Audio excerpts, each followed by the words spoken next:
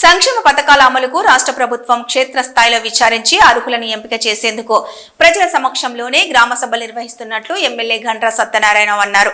జయశంకర్ భూపాలపల్లి జిల్లా రేగొండ మండలం రామన్నగూడెం తండా సుల్తాన్పూర్ గ్రామాలలో జరిగిన గ్రామ సభల్లో జిల్లా కలెక్టర్ రాహుల్ శర్మతో కలిసి పాల్గొన్నారు. ఈ సందర్భంగా మాట్లాడుతూ అర్హులైన లబ్ధిదారులందరికీ సంక్షేమ ఫలాలు అందించేందుకు నిష్పక్షపాతంగా గ్రామ సభలు నిర్వహిస్తున్నట్లు తెలిపారు. రాష్ట్ర ప్రభుత్వం గౌరవనీయులు ముఖ్యమంత్రి రేవంత్ రెడ్డి గారి నాయకత్వంలో 4 పథకాలు ప్రతిష్టాత్మకంగా తీసుకొని 16 నుంచి 20వ తారీఖు వరకు రేషన్ కార్డ్స్ కానీ, అదేవిధంగా ఇందిరమ్మ ఇండ్లు కానీ, ఇందిరమ్మ ఆత్మీయ భరోసా కానీ, రైతు భరోసా 4 పథకాలతో దరఖాస్తులు పరిశీలన చేసి ఆ దరఖాస్తులను ఈరోజు 21 నుంచి 24 వరకు గ్రామ సభల ద్వారా అర్హులైనటువంటి పేదలందరికీ ఇందిరమ్మ ఇండ్లతో పాటు రేషన్ కార్డ్స్, అదేవిధంగా ఇందిరమ్మ ఆత్మీయ భరోసా, రైతు భరోసా ఎలిజిబిలిటీ లిస్టును గ్రామ సభల్ని నిర్ణయించి, ఇనెలిజిబిలిటీ ఉన్నటువంటి వ్యక్తులు ఎవరైతే ఈయనకు ఇల్లున్నది, మీరు లిస్టు చదివారు అని చెప్పి ఇల్లును కూడా ఆబ్జెక్షన్ చెప్పే అధికారం ఈ గ్రామ ప్రజలకు ఉంది.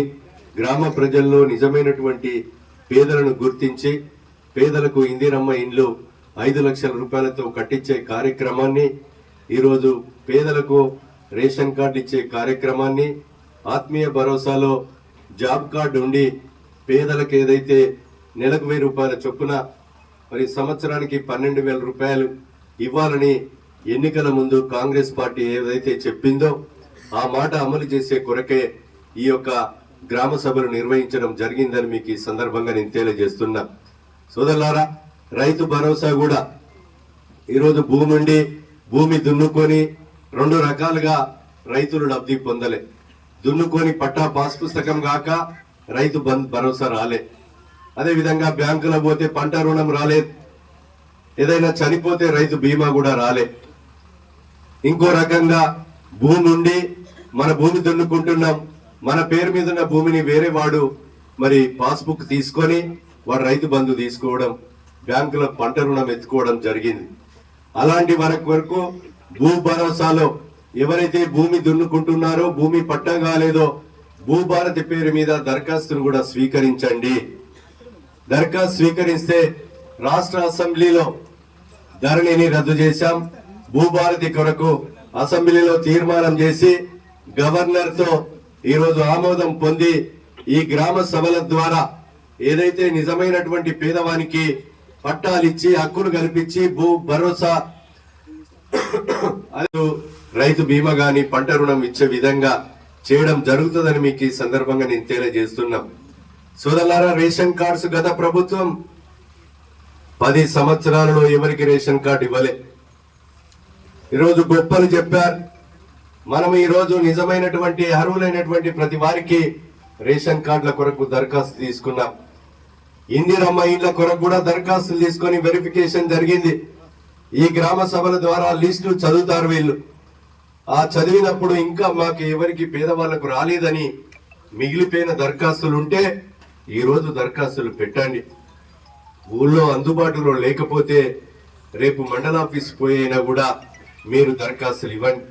ఈ అధికారులు రేపే వేరే గ్రామానికి వెళ్ళినా కూడా వాళ్ళకి ఆ దరఖాస్తు ఇవ్వండి. సాయంత్రం వరకు మీ చుట్టాల మార్గము అక్కడిక్కడ పోయినా కూడా మీరు ఆ దరఖాస్తులు స్వీకరించి ఈ గ్రామ సభలో పరిశీలన చేసి లిస్టులు ఫైనల్ కనుక చేస్తే నియోజకవర్గానికి 3,500 ఇండ్లు ఇచ్చారు.